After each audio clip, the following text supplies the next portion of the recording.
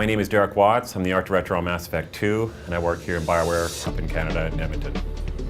I've been at BioWare for almost 11 years. Oh my yeah, God. I'm old. Okay. I remember when E3 was fun.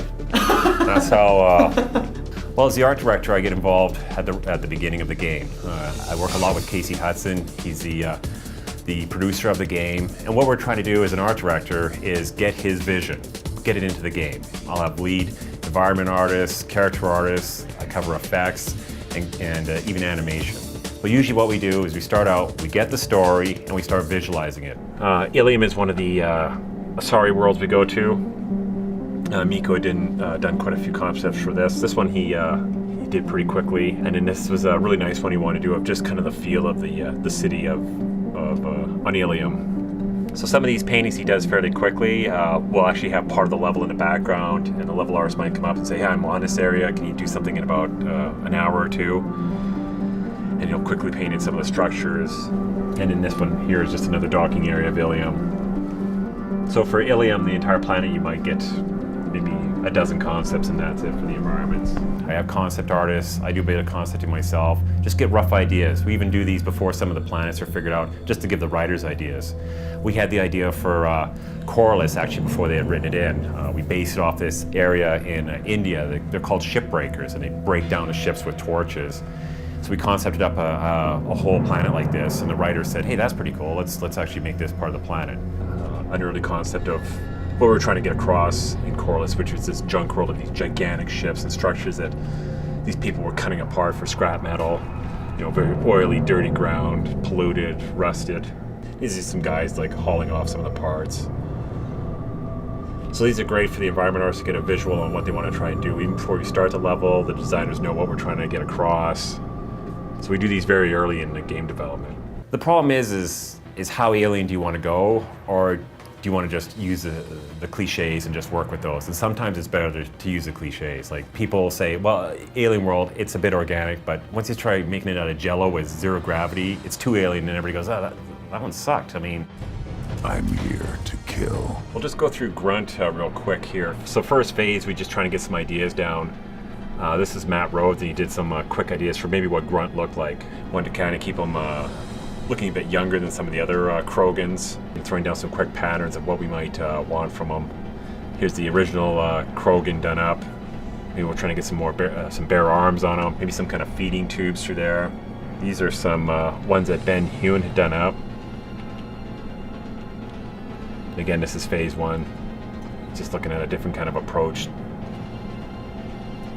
This is something we were getting a bit closer to. We were kind of playing around with a few materials on him. What would he look like with snake scales on him? Maybe if he was green.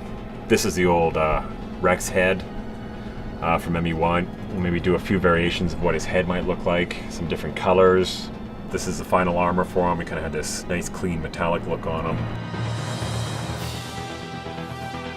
Once we do that, we give it to the character artist. Use just a roughed in shape for the head, so we can kind of approve it and say, yeah, this is getting really close to what we want. Here's some of the changes we decided to make on it.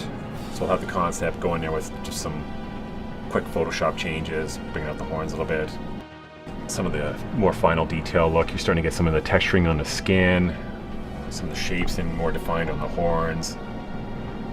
And then this is, at this point, the final texturing. He's gone through a few more tweaks from here.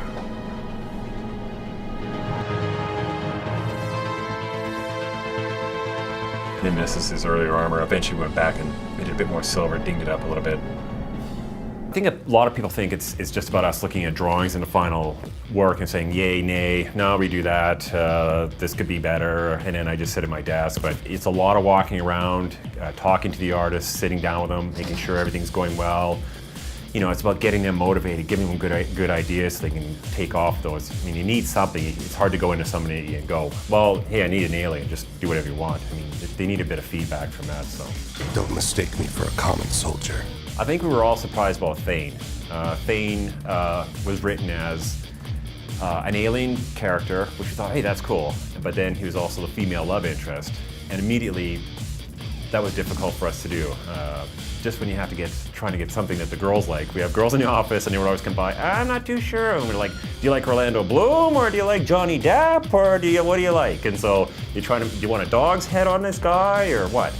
So what we actually did was we concepted them up. We weren't too sure, and then we actually released screenshots of them, and the forums lit up. The girls loved them, and so that was a surprise for us. And then we thought he turned out really well. I thought Thane looks fantastic. He's really one of the best characters in the game, I think. I was chosen for this mission because killing is an art, and I am a master. Taking from Mass Effect 1 to Mass Effect 2, what we had to do better was just getting the pipeline better. I mean, it really was difficult to make that game. So really, what we had to learn was a better way to build environments, working closer with design, and then kind of building up these worlds a lot more. If you remember going back to Mass Effect 1, where you were walking around the environments, if you go back there, they were quite empty. It was mostly just the structures, a few people. We need to make it feel like people are living here. More benches and chairs, more lived in, more like it was actually a working environment or world.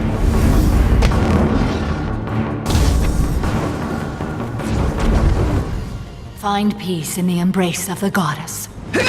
As far as character goes, what we wanted to do was just to take some of the characters that people love from the first game and just alter them a little bit. Like, what does Tali look like in the next game, in ME2? You don't want to change her too much so people don't know what she looks like, but you want to make her feel more mature. And then build off your alien species, keep getting more in there, and taking it to the next level.